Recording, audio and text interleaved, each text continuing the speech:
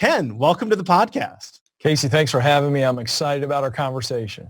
Well, Ken, I'm excited to have another member of the Ramsey Solutions team here. These are some of my favorite conversations to have. I just am such a big believer in the Ramsey philosophy as a whole, and each of you have so much to offer. Each member of the team, all of the coaches just have so much to offer our audience, and it has come to fruition time and time again. Now, you focus on career transitions.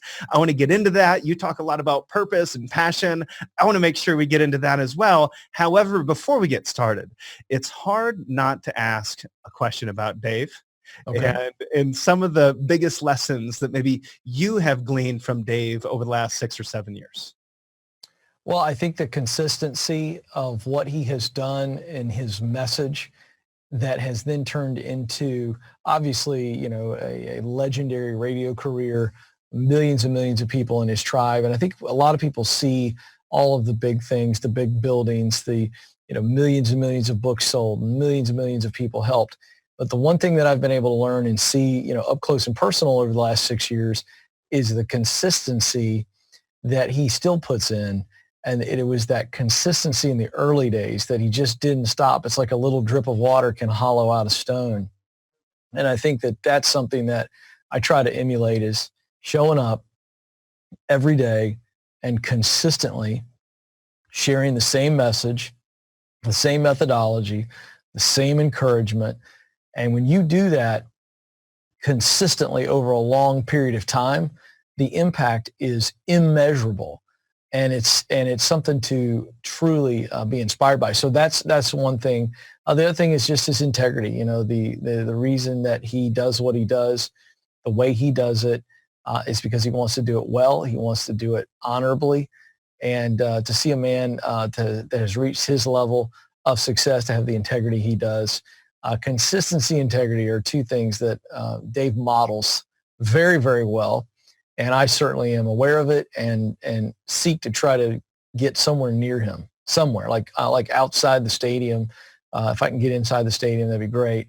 But he really is a tremendous man. Well, it's amazing to me. You say consistency, and I don't know of another personality, just any personality that's been as consistent as Dave has been over the years. We started listening to old Uncle Dave back probably around 2007 to 2009.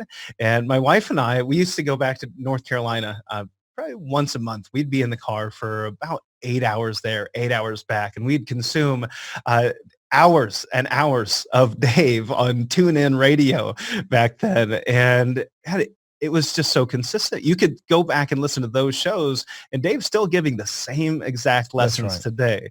So definitely true. And I've always loved them. However, some look at Dave Ramsey and say, these are lessons that are largely for, a starter, a starting investor, someone that's maybe just out of college. They're trying to get out of debt. They're trying to find their footing, and they're just trying to get a grasp on finances as a whole and get on the right track. But I think something's missed there, because I think many of these principles, they are timeless. I think they apply to every stage of your financial life. And I think they even apply to retirement. How would you apply maybe one or two or some key principles of FPU and Dave's philosophy to that retirement transition? Well, I think that the entire baby steps are focused around one idea that we talk a lot about here at Ramsey Solutions. I'm sure your audience, if they're familiar with Dave, have heard him talk about that focused intensity over time multiplied by God. And so I would tell you that if anybody said that to me, like, well, the Dave's principles are just for people starting out, it's like saying that once you have a good, consistent start, that you can take your foot off the gas pedal and you can cruise control it all the way home, and you can't. You only have so much momentum after you take your foot off the gas. Eventually the car will come to a stop, and you will come to a stop. Your momentum will come to a stop because you're not continually growing. And so we talk about focused intensity over time multiplied by God is unstoppable momentum. And you'll need momentum in every area of your life. I've got people calling my show, the Ken Coleman Show, every day that are in their 50s. I had a lady call the other day that's 63, and she's retiring from her long-time job, but still wants to work, wants to do something that really matters to her, more purposeful in her latter years. And so, the thing that we teach really is to live like no one else so that later you can live and give like no one else. And so that very phrase speaks to what you're addressing, and that's that timeline. So if you're going to live like no one else, it's not just to live like no one else, to be this odd bird. That's not what we're teaching. We're saying live like no one else so that later you can live and give like no one else. And that's the impact. That's the legacy piece in the fourth quarter of our lives. Mm-hmm. So that would be my comment to anybody just kind of going, well, it's for young people. No, it isn't. It's for everyone, no matter how old you are, because we believe that you're here to be a blessing, to make a difference in the lives of others. Well, I think where our philosophies really collide is that piece where we can live like no one else. It's not so that we can just get to this place where we can simply quit, right, and sit on our rears. It's the opportunity to make an even bigger impact once you have that financial confidence, that financial freedom that you can achieve through following those baby steps all the way through to retirement. Then it's about making it a bigger thing, making it, I think, even more about purpose and meaning at that stage in your life, or at least you have the opportunity to make a bigger impact in those areas that you really love, because you no longer have to worry about money, what's next in the stock market. You've kind of taken care of that stuff, and you can focus on those really important things. So I know a core piece for you is purpose, just like it is for us here at Howard Bailey. So first I want to define that. I think sometimes purpose can be a very intimidating word. We're not sure exactly what it means. I think many times we get purpose wrong. We get the definition wrong, and that's even sometimes why we don't approach it in the first place. How would you define purpose and meaning?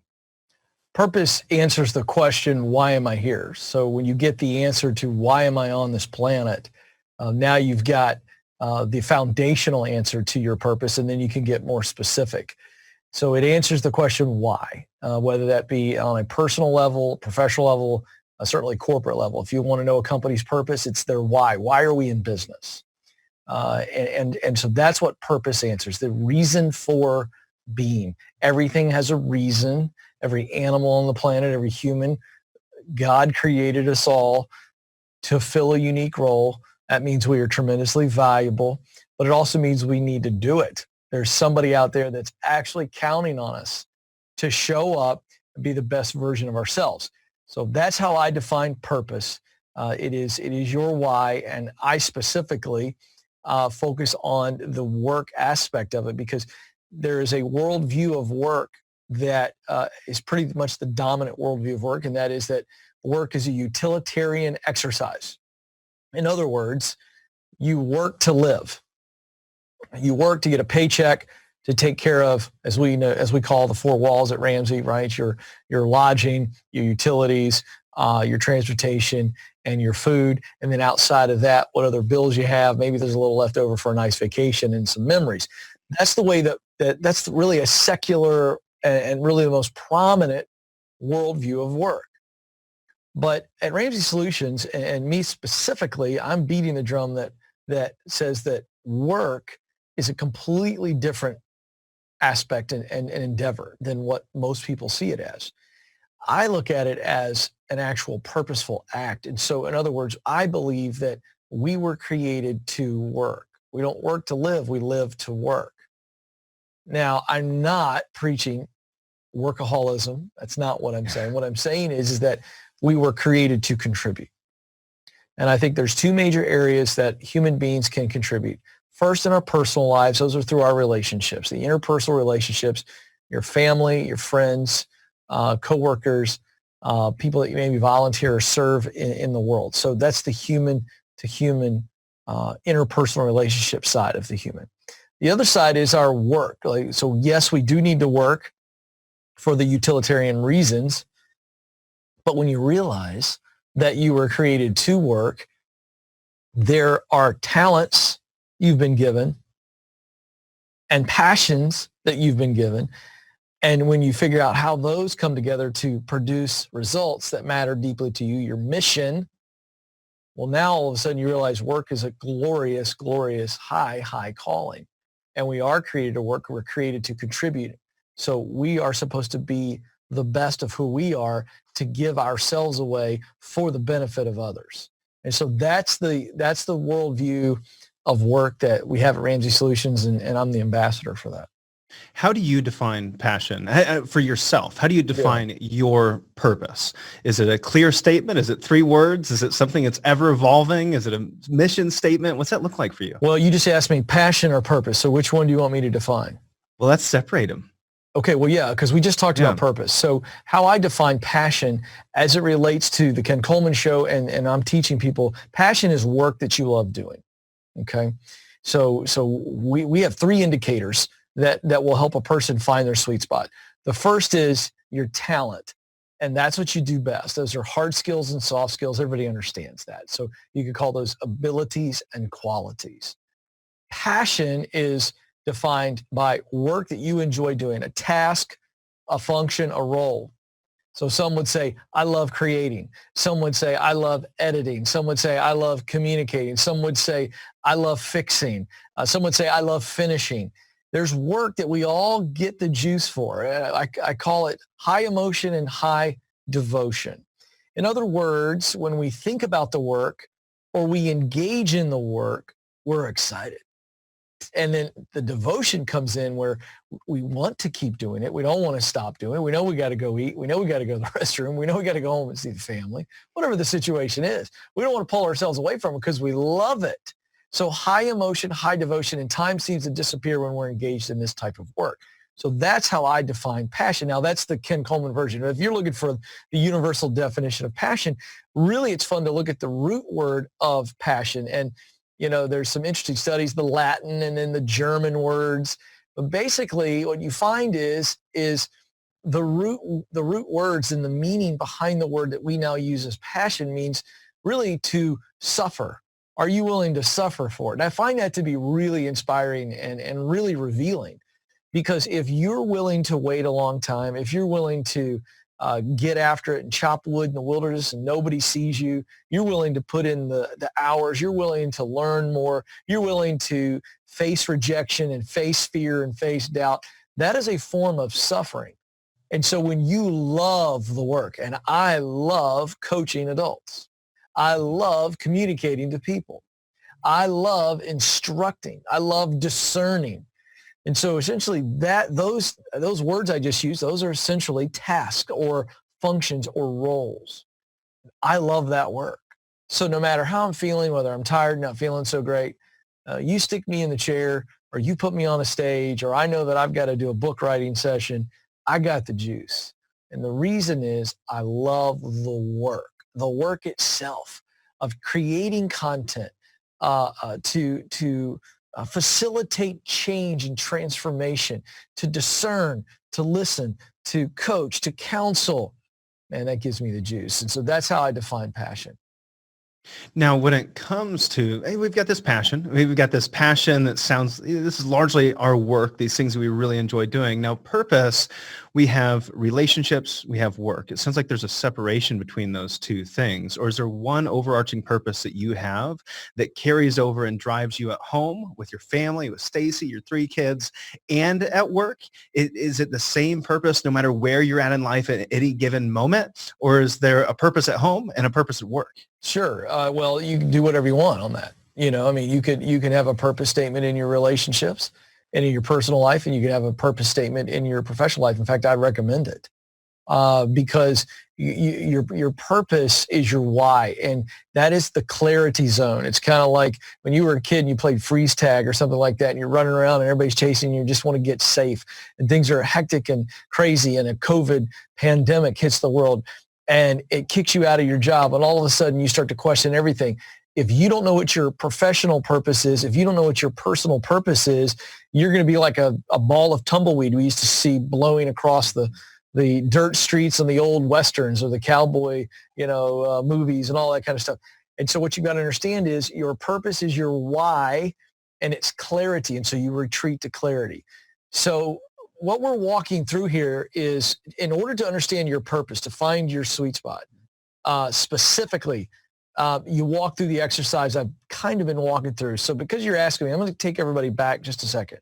So your purpose in work, I don't care who you are, this is the 30,000 foot view. Your purpose is to figure out your unique role in the workplace, fill it, and fill it with excellence.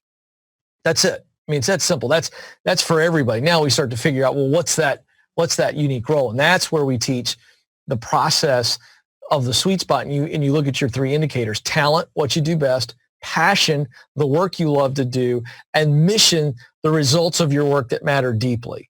So a lot of people mix up mission and purpose. And I understand, but they're very different things. So purpose is up here. It's my why.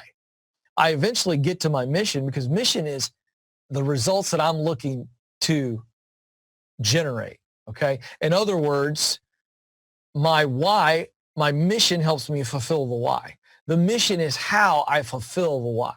Okay. And so everybody's mission is different. But I think largely speaking, all of our purposes up high level, are very similar. Now, what you do is I walk callers, and you can go to my website, kencoleman.com. We have a free resource. It's a career clarity guide. You can walk through it. But when you know your talent, you essentially have a purpose sentence that looks like this. Okay. And so Casey, yours is, I, Casey, you can say it however you want to, am supposed to use my talent, what I do best, blank, blank, and blank, put in your top talents, to do the work that I love, blank and blank and blank, to produce the results that matter deeply to me, blank and blank and blank. So that's it. That's how you come up with a purpose sentence. It's very, very simple when you can get clear on the indicators: talent, passion, and mission. I love that. You've really broken it down quite simply, but would you really start there? And I ask that because I'm revisiting one of your blog posts, what should I do with my life? 7 questions to help you find your purpose. And there were a couple of those questions that I wanted to hit on. Sure. And I'm wondering, would you start with these questions first, or would you start with trying to identify that sentence?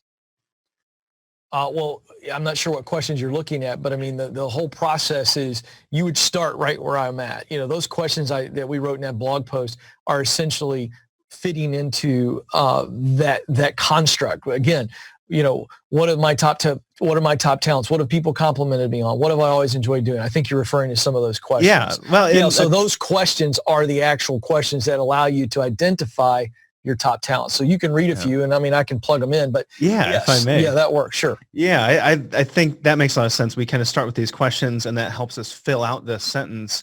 But I think some of these feel a little unrelated to my purpose. They're seemingly unrelated to my purpose, and I'm hoping you can help connect the dots. And the first 2 would be, what did you enjoy doing as a kid? Who is your favorite book or movie character? And I go, well, when I was a kid, I loved to golf. I loved good competition, a good sales competition. I loved, snow skiing, individual sports, snowboarding, wakeboarding, pool, darts. And then when it comes to my favorite book, I loved Harry Potter, and my favorite actor or my favorite movie character was John McClane. How does that help me identify my purpose? Well, it's very simple. You got to put it back into the talent. So what we're doing there in those set of questions are helping you realize some things about yourself. We're also looking at passion. So the first question is helping you identify, what did I love doing? So when you talk about sports, I can tell right now, based on your answers, that you're a guy that's always cared about the scoreboard. Am I right? You like keeping the score. You're a competitor. I love a good is that competition. True or false? Yeah, it's true. I know it's true. So that's why we ask those questions. And so those questions are yielding talent and passion answers as well. When we ask the question, it's a fun question. We ask the question what your favorite movie is, your favorite character that you would want to play in the movie, and why. Well, that reveals a lot about your passion and mission. Those answers really, really matter, because when you really break it down, you go, why does that character appeal to me? And you can do this, multiple times. So the questions in that blog have very much to do with your purpose, when you understand that you first must, in order to figure out that specific purpose statement that I've given you, you've got to have the answers. What do I do best? And a lot of people don't know what they do best. So we take them back. What do people always compliment you on? Where did you excel in school? What subjects did you excel in? Were there extracurricular activities that you excelled in? So if somebody says, I really excelled in playing sports, we'll go, well, how did you excel? Well, I was pretty good. I was actually a really good leader. Oh, great. So whatever the evidence is in your life, those questions in that blog post that you're looking at, those are what we call clue finders. And so we're finding and digging up clues from our life and from our past so that we can see, oh, I have always been naturally gifted in this area. I have always been naturally interested in this area. And I've always been moved and driven by these results. That's talent, passion, mission. So those questions have everything to do with your purpose in that they enlighten you, they make you more self-aware, and you can begin to see, oh, I see. Because again, clarity and purpose come when we know ourselves and who we are. So the answers to the age-old question, what should I do with my life? We already have them. We've got to get them out, get them on paper, look at them, find the connection, and that formula that I've given you is it's the secret sauce.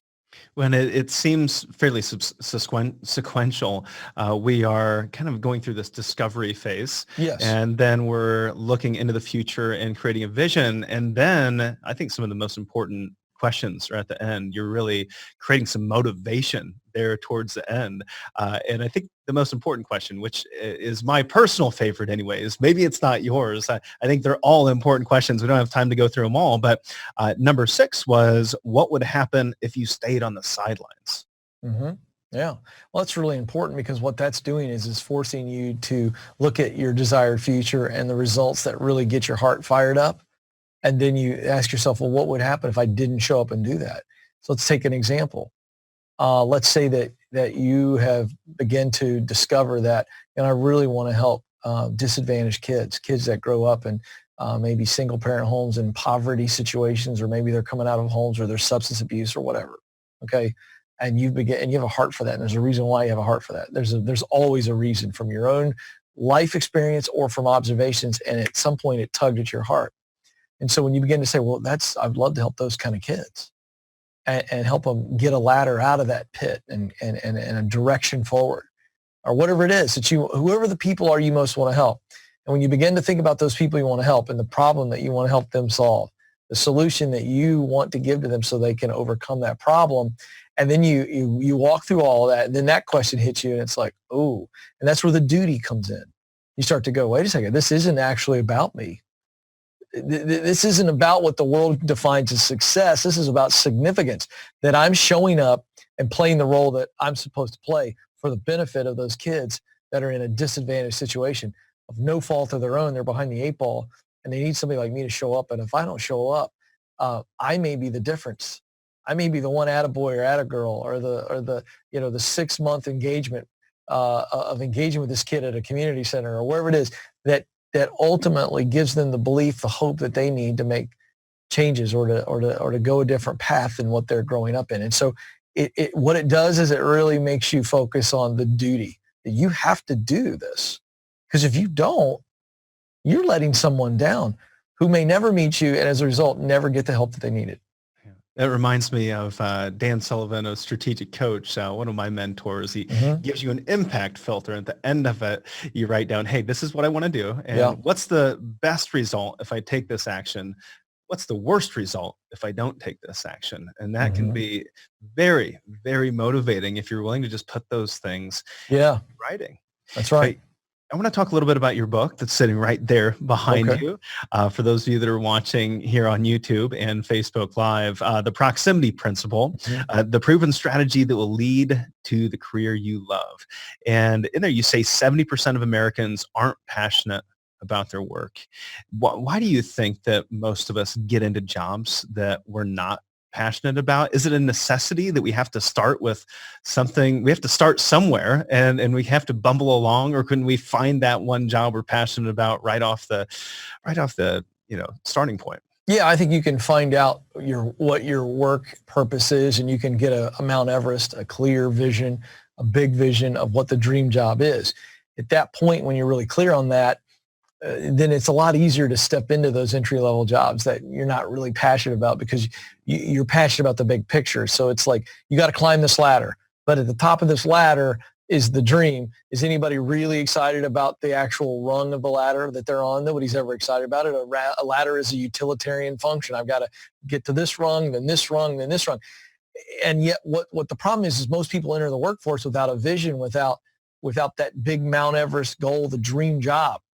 They just don't know what the dream job is. And so they go for safety, what they think is safety. And of course, safe seems so smart, except for in chasing your dream and living and working on purpose. Safe is not very smart, because you'll end up going to a school that you really can't afford, getting a degree that you don't want and can't even use. And you did it all because, well, your parents said, well, that's the best way to success. And so we all just say, well, this is the way everybody else does it, so I'm going to go do it that way. And what happens is you end up calling the Ken Coleman Show at 35 going, I just fell into my job. I've been doing it for 12 years, Ken. I can't stand it. And so that's what's happening. So the reason that people get into work this way is, again, the worldview that I mentioned earlier on. Well, it's just a job.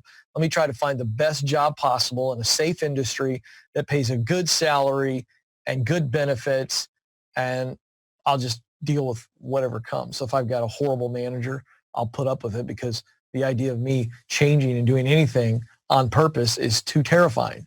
That's the narrative with a lot of people. Now, some people love their work or loved their work at some point in that 70%, and that's data that was pre-COVID.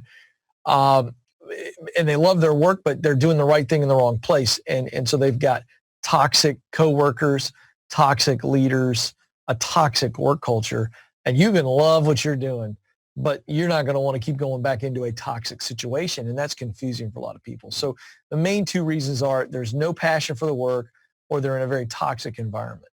Well, you and I have both met individuals that aren't 35. They're 50, 55. That's right. And they started on that ladder. They continue to do it. And now they got to a place where they say, well, now I don't have time to start over and follow my passions. And how do you change the viewpoint that only younger individuals, can really strive for that dream job and they have the time on their side?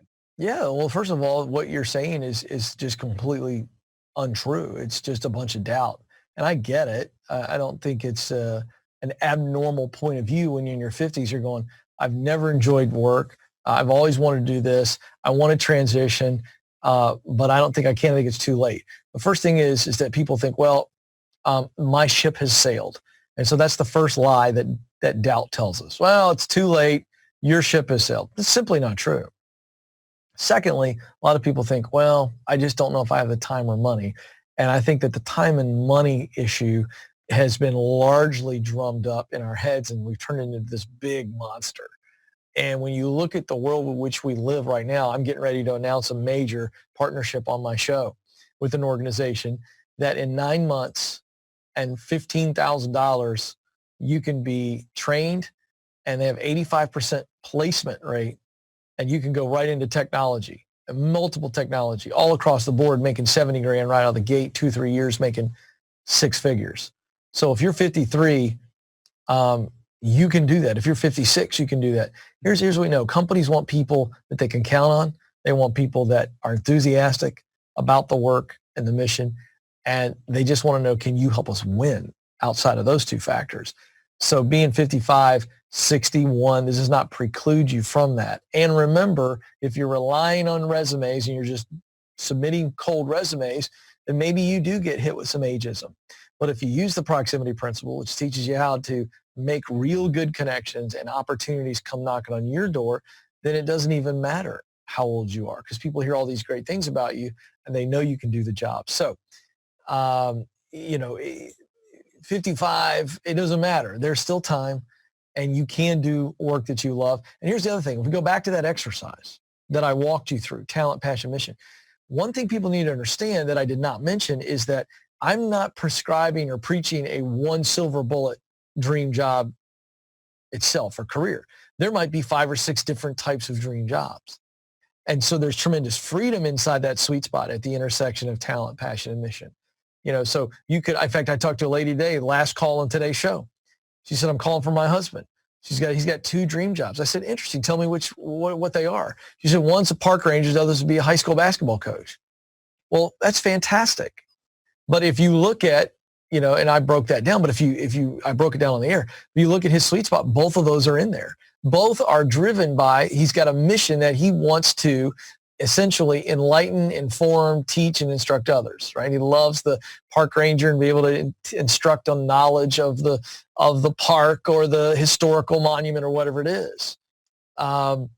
The other side is teaching life through the game of basketball. So at the core of both of those jobs were he is good at communicating, good at research, good at connecting with people, and then he really loves the work of enlightening, connecting, guiding people, instructing people, and then for what reason? For knowledge and appreciation. And so, that's what people need to understand. There are multiple jobs that could fit as a dream job. Doesn't an older individual or the older generation actually have a leg up on this whole thing when Yeah, they they're do. in their 40s, 50s, Yep. 60s? Don't they really have a leg up that can really speed up the process? I think they have Getting two them there? legs up. Yeah, and we know this, by the way, from research. So here's what's really fun. Entrepreneurs over the age of 45 are more successful than entrepreneurs under the age of 45. And the reason is what you're touching on. Life experience and a lot more conviction and clarity. A 25-year-old is rarely going to be able to have the true clarity and conviction of somebody over the age of 45. And the reason is because they're still experiencing life. They're still formulating a lot of their opinions and a lot of their perspectives. And they still got a lot more to learn to be able to really shape, their opinions and what they want to do versus somebody who's over the age of 45 or somebody even in their 50s. A 55-year-old entrepreneur has a greater chance of success because they've already lived enough life. They know what matters to them. And they've learned a lot. I mean, they've seen so much. And so they're less likely to make the young, youthful, immature mistakes that young entrepreneurs make. So yeah, I absolutely think I'd bet on the 55-year-old entrepreneur every day of the week, twice on Sunday. Are there a couple areas that an individual that might be in that position should focus on when it comes to leveraging certain experiences or traits that they might have? Where should they maybe really focus on leveraging maybe relationships? Where is it? Depending on what we're talking about. Is this in the launch or is this in making it successful? We're talking about Let's a say that we're gonna 55-year-old entrepreneur. 55-year-old getting ready to transition. They want to leave their current job, go to a new job. Yeah. What would be those things that they could really lean on to make the best of it? Well, connections you'll lean on to get the gig. So a lot of 55-year-olds are going, I'm too old. I don't know if I want to transition around. No one's going to have to hire no one's going to want to hire a 55-year-old. And in some cases, unfortunately, that's the case. However, when you look back at all the people you know and those relationships that you've built, I call it the web of connections. And we write a whole chapter on it in the proximity principle. When you really leverage the web of connections, ideally, you're not playing this resume submission game and just hoping. You've got people going, hey, let me tell you about Fred. Let me tell you about Sally. They're rock stars. They've been crushing it over here. They're looking for something new. And so with all the people you know and relationships that you have, you should be able to get several opportunities and conversations started at the least. Now, if you're an entrepreneur and you're starting something or you're moving into a new career where you've got to learn some stuff, you got to go back to your experience. You've been there before. You've been there before where you've had to adapt. You've been there before where you've had to learn new things. You've been there before where you were uncomfortable. You've been there before where you've been, kind of feeling a lot of doubt. And so you got enough experience to go, I can do this. And so that's what you leverage. You leverage that experience. That gray hair actually means way more than it gets credit for. That gray hair means that you've lived long enough to know that you've got what it takes. And if you're willing to step into that fear and doubt and revisit the experiences you have and take those lessons you learned before and apply them this time around, you're actually going to be way better and I think more successful. Well, and I run in this many times is overcoming some of the fears and most closely are those individuals that say, hey, I'm in the peak of my earning years. I'm making all kinds of money. How do I walk away from this money? And many times they have enough to last the rest of their life. They don't need any more money. Mm-hmm. How do you get them to walk away from a job they don't like, they're not finding fulfilling when they're peak of their earning years and it feels like they're doing something wrong? Yeah. Well, what I would do is a caller that calls in on that, I'm going to get their focus off the money and what we call the golden handcuffs, because they're looking at that and they're worried about what everybody's going to say when they walk away. So I always want to really get them to admit why they're not walking away. In the scenario you just gave me, the reason they're not walking away is fear of what other people are going to say. Because if they don't need the money, so they're really not worried about failure. Okay, because they don't need the money. They're ready to retire financially in the scenario you gave me. What they're worried about is what other people are going to say. Why in the world would you walk away from that? You're making great money. You could retire. You could have had a pension, blah, blah, blah, blah, blah, blah, blah.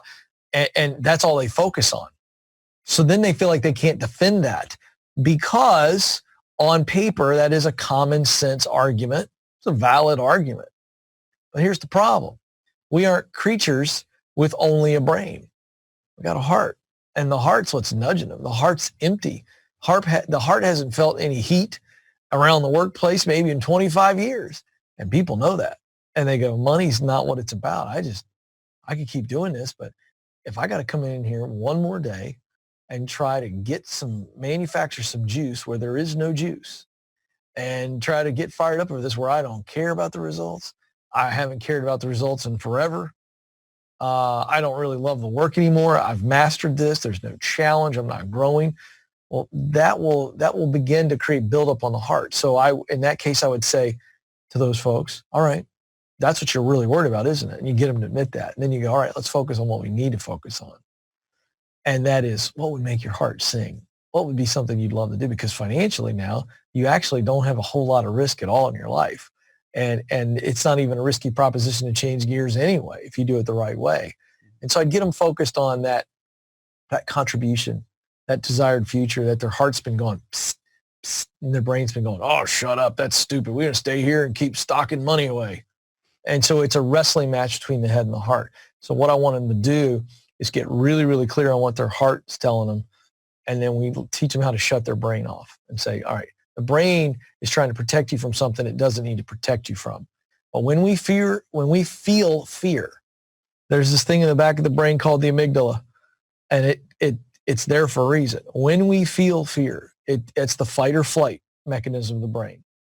And so if we're afraid of what people are going to say about us, the brain goes to work. Oh, yeah, you're an idiot. Yeah, that's stupid. Don't do that. You're going to blow all this retirement, extra money you could have, and you could buy this and blah, blah, blah, blah, blah. And that's the brain giving you the logic to support your desire, to flee your heart's invitation to do something else. And the brain's going, no, no, no, no, no, no, no, no, no. We're afraid of this. And your heart's going, oh, come on, please. That's what's going on. Yeah, it's easy to get caught up in the scorecard too. It's just a scorecard, that network. Well, that's what we're taught. This isn't. This is illogical. You could keep running the score up on the scoreboard. You could blow this team away, and your heart's going, "We've already won this game." Yeah, yeah. Who are you making money for at that point? Yeah. What's the point? Another touchdown? Yeah. Really? What are we proving with another 10 grand in the 401k? That's right. Yeah. Hey, I've got a couple other questions. I need to have a hard stop coming up here. Yep. And I want to make sure I get to a couple things, just okay. at least one here. And this has to do with all the interviews that you've done. You have interviewed everybody from Tony Dungy, Malcolm Gladwell, Jimmy Carter. Do you have a favorite interview, or maybe the one that made the biggest impact in your life? Yeah, without question. I got to interview the legendary Hall of Famer, Coach K from Duke. Duke's men's basketball coach, still going at it. He's an all-time winningest coach in basketball. And it was a great, great privilege. What a wise man he is, a competitor's competitor, a leader's leader, military background, leading young men, staying at the top of the game, new hot shot coaches coming at him every year. And he's just consistently built that program at Duke. Without a doubt, my most enjoyable. And I don't know that I'll ever interview anybody that I enjoyed more than him. Is there one piece of that interview that you took away that changed your life? Yeah, there is a thought that he gave me. I asked him about how he treated his different point guards, because he had some great point guards at Duke, and these kids are obviously very different.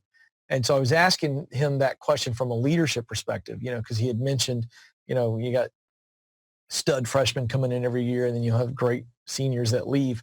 So you think about it, the DNA of his team changes every year. And that's a real leadership challenge. If most corporate America had that turnover every year, it'd be a disaster. So these guys and gals that lead teams that have constant turnover and do well, There's something to be learned from him. So I was asking him about how he managed and led different personalities like a Tommy Amaker versus a Bobby Hurley. And he said, I've always had a policy of fair but not equal. He said, give me an example of how it affects the whole team. If I've got a junior or a senior who's been with the program and he's an All-American and he shows up a minute and a half late for the bus, we're going to wait for that kid. But if the hot shot freshman, even if he was the high school player of the year, if he's a minute and a half late, we're leaving his butt. And he's like, that's fair, but it's not equal. Mm-hmm. And it's about, there's a great parenting lesson there in there. And that was huge for me. But it's like, people earn trust, people earn grace, people earn mercy. And that's fair. It's not equal. So he doesn't treat every player equally. And you can't treat your kids the same way either. Each one of those kids that you have, parents and grandparents, this, you got to treat everybody differently. So leaders on your team, you need to be fair, but it'll free you up with a lot of tough leadership decisions that are very complex around people issues. That to me was a real mind-blowing answer. And I think it was really wise. That's good. That's good. Now, my last question has to do with that, like kind of along these lines.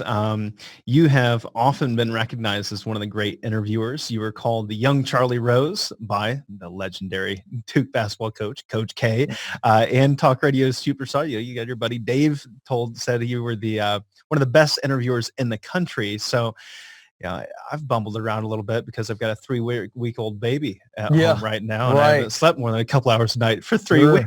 And I go, boy, I probably messed up something in this interview, and I forgot to ask a really good question of one of the best interviewers that's out there. What question should I have asked that I did not ask you? I don't think that's a fair question. And I mean that with all due respect. I think that's unfair to yourself. So out of respect for you and encouragement and a challenge to you, I'm not going to answer that question because I think that's an unfair question of yourself. I appreciate the spirit by which you ask it, but I really don't have an answer because here's the lesson. It's your interview. And so as anytime we do interviews, and my mantra has always been, number one, what does the audience want to know? What does the audience need to know? Because those are two different things. And then what can my guest provide to be able to answer those two questions? And I think you've done a good job with that. Great. Well, thank you. I appreciate you've done that. Fine. I'm not judging you, man. Yeah, I just want to make sure we get everything that you wanted to get out on the table, and we don't miss. It's not about me. It's not about me. It's about your audience. And I'm here not for you. I'm here for your audience as well. So I want to give something and help your audience. I hope I've done that, but I feel like you've given me an opportunity to do that. Absolutely. Well, I know you've got another interview coming up here in just a few minutes, and you've got to run. But Ken, I want to thank you so much for coming on here today and the time you spent with the audience. You did add tremendous value, and I look forward to doing it again. Yeah, let's do it, man. It was really fun. You did a wonderful job. Thanks for having me. Thanks, Ken. Have a good one.